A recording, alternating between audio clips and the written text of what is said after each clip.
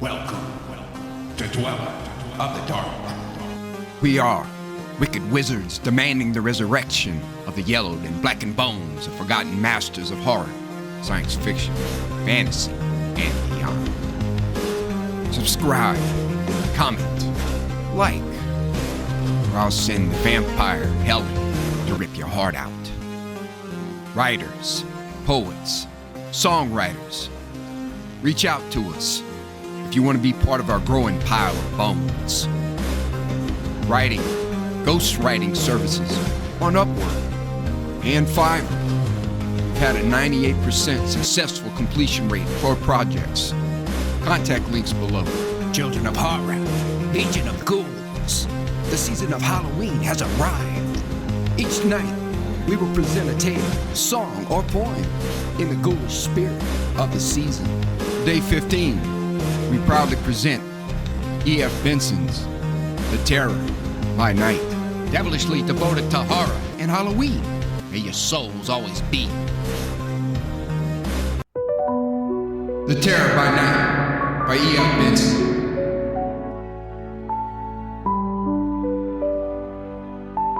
The transference of emotion is a phenomenon so common, so constantly witnessed, that mankind in general have long ceased to be conscious of its existence as a thing worth our wonder or consideration, regarding it as being as natural and commonplace as the transference of things that act by the ascertained laws of matter. Nobody, for instance, is surprised if when the room is too hot, the opening of a window causes the cold, fresh air of outside to be transferred into the room. And in the same way, no one is surprised when into the same room, perhaps, which we will imagine as being peopled with dull and gloomy persons, there enters someone of fresh and sunny mind, who instantly brings into the stuffy mental atmosphere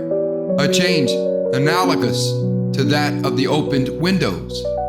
Exactly how this infection is conveyed, we do not know, considering the wireless wonders that act by material laws, which are already beginning to lose their wonder now that we have our newspaper brought as a matter of course every morning in mid-Atlantic. It would not perhaps be rash to conjecture that in some subtle and occult way, the transference of emotion is in reality material too. Certainly, to take another instance, the sight of definitely material things, like writing on a page, conveys emotion apparently direct to our minds, as when our pleasure or pity is stirred by a book. And it is therefore possible that mind may act on mind by means as material as that.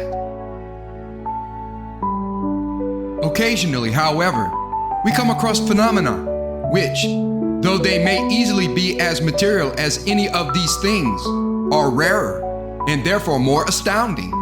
Some people call them ghosts, some conjuring tricks, and some nonsense. It seems simpler to group them under the head of transferred emotions, and they may appeal to any of the senses. Some ghosts are seen, some heard, some felt, and though I know of no instance of a ghost being tasted, yet it will seem in the following pages that these occult phenomena may appeal at any rate to the senses that perceive heat, cold, or smell. For, to take the analogy of wireless telegraphy, we are all of us probably receivers to some extent, and catch now and then a message or part of a message that the eternal waves of emotion are ceaselessly shouting aloud to those who have ears to hear, and materializing themselves for those who have eyes to see. Not being, as a rule, perfectly tuned, we grasp but pieces and fragments of such messages, a few coherent words, it may be, or a few words which seem to have no sense. The following story, however, to my mind, is interesting because it shows how different pieces of what no doubt was one message were received and recorded by several different people simultaneously. 10 years have elapsed since the events recorded took place, but they were written down at the time. Jack Lorimer and I were very old friends before he married, and his marriage to a first cousin of mine did not make, as so often happens, a slackening in our intimacy. Within a few months after, it was found out that his wife had consumption, and without any loss of time, she was sent off to Davos with her sister to look after her. The disease had evidently been detected at a very early stage, and there was excellent ground for hoping that with proper care and strict regime, she would be cured by the life-giving frost of that wonderful valley. The two had gone out in the November of which I am speaking, and Jack and I joined them for a month at Christmas and found that week after week, she was steadily and quickly gaining ground. We had to be back in town by the end of January, but it was settled that Ida should remain out with her sister for a week or two more. They both, I remember, came down to the station to see us off, and I am not likely to forget the last words that passed. "Oh, don't look so woebegone, Jack," his wife had said. "You'll see me again before long." Then the fussy little mountain engine squeaked, as a puppy squeaks when its toe is trodden on, and we puffed our way up the pass. London was in its usual desperate February plight when we got back, full of fogs and stillborn frost that seemed to produce a cold far more bitter than the piercing temperature of those sunny altitudes from which we had come. We both, I think, felt rather lonely, and even before we had got to our journey's end, we had settled that for the present it was ridiculous that we should keep open two houses when one would suffice, and would also be far more cheerful for us both. So, as we both lived in almost identical houses in the same street in Chelsea, we decided to toss, live in the house which the coin indicated, heads mine, tails his, share expenses, attempt to let the other house, and, if successful, share the proceeds. A French 5-franc piece of the Second Empire told us it was heads. We had been back some 10 days, receiving every day the most excellent accounts from Davos, when, first on him, then on me, there descended, like some tropical storm, a feeling of indefinable fear.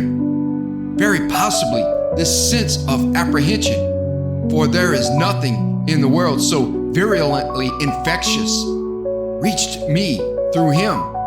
On the other hand, both these attacks of vague foreboding may have come from the same source, but it is true that it did not attack me till he spoke of it, so the possibility perhaps inclines to my having caught it from him. He spoke of it first, I remember, one evening when we had met for a good night talk after having come back from separate houses where we had dined. "I have felt most awfully down all day," he said, "and just after receiving this splendid account from Daisy, I can't think what is the matter." He poured himself out some whiskey and soda as he spoke. "Oh, touch of liver," I said. "I shouldn't drink that if I were you. Give it me instead." "I was never better in my life," he said. I was opening letters as we talked, and came across one from the house agent, which, with trembling eagerness, I read. "Hurrah!" I cried. "Offer of 5 guineas as, why can't he write it in proper English? 5 guineas a week till Easter for number 31. We shall roll in guineas." "Oh, but I can't stop here till Easter," he said. I don't see why not. Nor, by the way, does Daisy. I heard from her this morning, and she told me to persuade you to stop. That's to say, if you like. It really is more cheerful for you here. I forgot. You were telling me something. The glorious news about the weekly guineas did not cheer him up in the least. Thanks, awfully. Of course, I'll stop. He moved up and down the room once or twice. No, it's not me that is wrong, he said. It's it. Whatever it is. The terror by night, which you are commanded not to be afraid of, I remarked. I know. It's easy commanding. I'm frightened. Something's coming. 5 guineas a week are coming, I said. I shan't sit up and be infected by your fears. All that matters, Davos is going as well as it can. What was the last report? Incredibly better? Take that to bed with you. The infection, if infection it was, did not take hold of me then, for I remember going to sleep feeling quite cheerful. But I awoke in some dark, still house, and it, the terror by night, had come while I slept. Fear and misgiving, blind, unreasonable, and paralyzing, had taken and gripped me. What was it? Just as by an aneroid we can foretell the approach of storm, so by the sinking of the spirit, unlike anything I had ever felt before, I felt sure that disaster of some sort was presaged. Jack saw it at once when we met at breakfast next morning, in the brown, haggard light of a foggy day, not dark enough for candles, but dismal beyond all telling. So, it has come to you too, he said, and I had not even the fighting power left to tell him that I was merely slightly unwell. Besides, never in my life had I felt better. All next day, all the day after, that fear lay like a black cloak over my mind. I did not know what I dreaded, but it was something very acute, something that was very near. It was coming nearer every moment, spreading like a pall of clouds over the sky. But on the 3rd day, after miserably cowering under it, I suppose some sort of courage came back to me. Either this was pure imagination, some trick of disordered nerves, or whatnot, in which case we were both disquieting ourselves in vain, or from the immeasurable waves of emotion that beat upon the minds of men.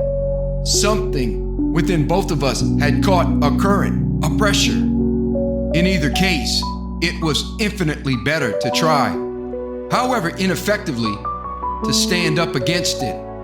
For these 2 days, I had neither worked nor played. I had only shrunk and shuddered.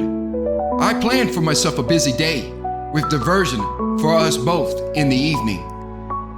We will dine early, I said, and go to the man from Blankley's. I have already asked Philip to come, and he is coming, and I have telephoned for tickets. Dinner at 7. Philip, I may remark, is an old friend of ours, neighbor in this street, and by profession, a much respected doctor. Jack laid down his paper. Yes, I expect you're right, he said. It's no use doing nothing. It doesn't help things. Did you sleep well? Yes, beautifully, I said rather snappishly, for I was all on edge with the added burden of an almost sleepless night. I wish I had, said he. This would not do at all. We have got to play up, I said. Here are we, two strong and stalwart persons, with as much cause for satisfaction with life as any you can mention, letting ourselves behave like worms. Our fear may be over things imaginary or over things that are real, but it is the fact of being afraid that is so despicable. There is nothing in the world to fear except fear. You know that as well as I do. Now, let's read our papers with interest. Which do you back, Mr. Druce, or the Duke of Portland, or the Times Book Club?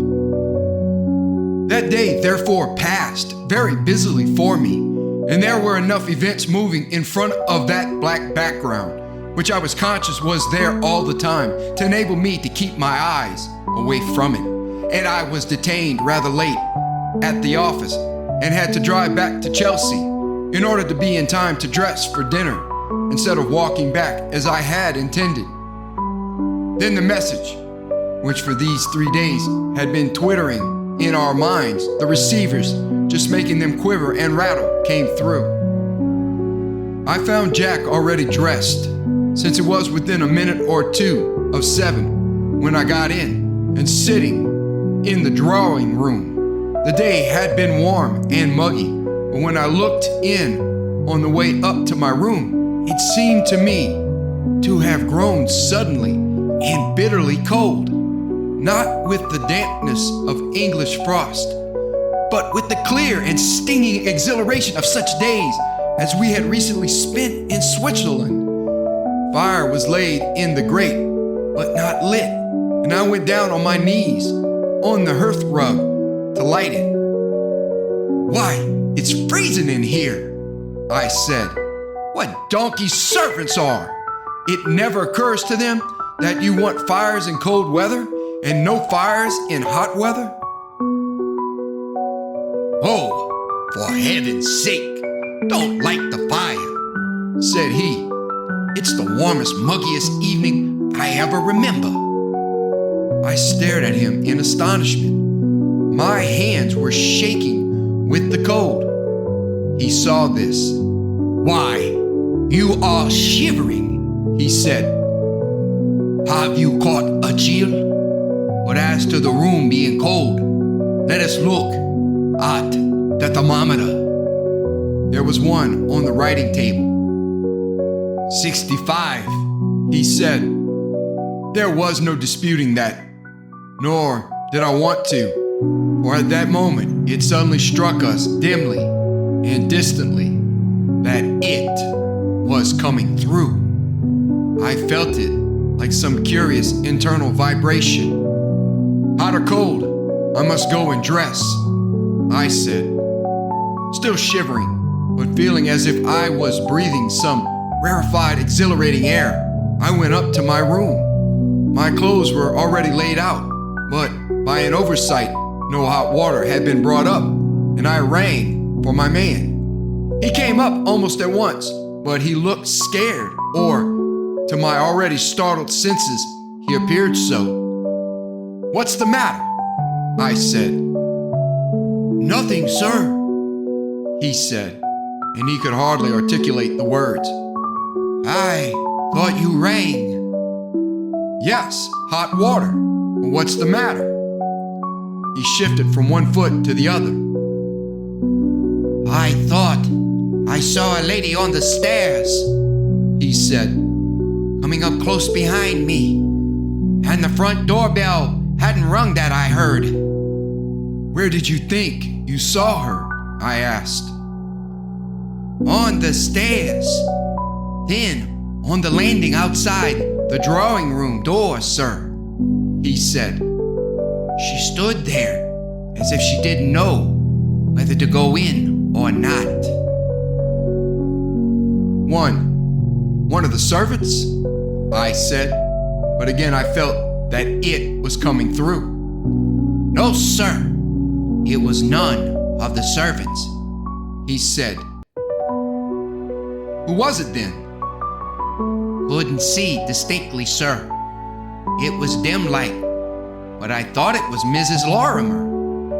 "Oh, go and get me some hot water," I said, but he lingered. he was quite clearly frightened. At this moment, the front doorbell rang. It was just 7, and already Philip had come with brutal punctuality while I was not yet half dressed. "That's Dr. Enderley," I said. "Perhaps if he is on the stairs, you may be able to pass the place where you saw the lady." Then quite suddenly, there rang through the house a scream so terrible, so appalling in its agony and supreme terror that I simply stood still and shuddered, unable to move. Then, by an effort so violent that I felt as if something must break, I recalled the power of motion and ran downstairs, my man at my heels, to meet Philip, who was running up from the ground floor. He had heard it too. "What's the matter?" he said. "What was that?" Together, we went into the drawing room. Jack was lying in front of the fireplace, with the chair in which he had been sitting a few minutes before overturned. Philip went straight to him and bent over him, tearing open his white shirt. "Open all the windows," he said. "The place reeks." We flung open the windows, and there poured in, so it seemed to me, a stream of hot air into the bitter cold. Eventually, Philip got up. "He is dead," he said. "Keep the windows open. The place is still thick with chloroform." Gradually, to my sense, the room got warmer. To Philip's, the drug-laden atmosphere dispersed. But neither my servant nor I had smelt anything at all. A couple of hours later, there came a telegram from Davos for me. It was to tell me to break the news of Daisy's death to Jack, and was sent by her sister. She supposed he would come out immediately, but he had been gone 2 hours now. I left for Davos next day and learned what had happened. Daisy had been suffering for 3 days from a little abscess, which had to be opened, and though the operation was of the slightest, she had been so nervous about it that the doctor gave her chloroform.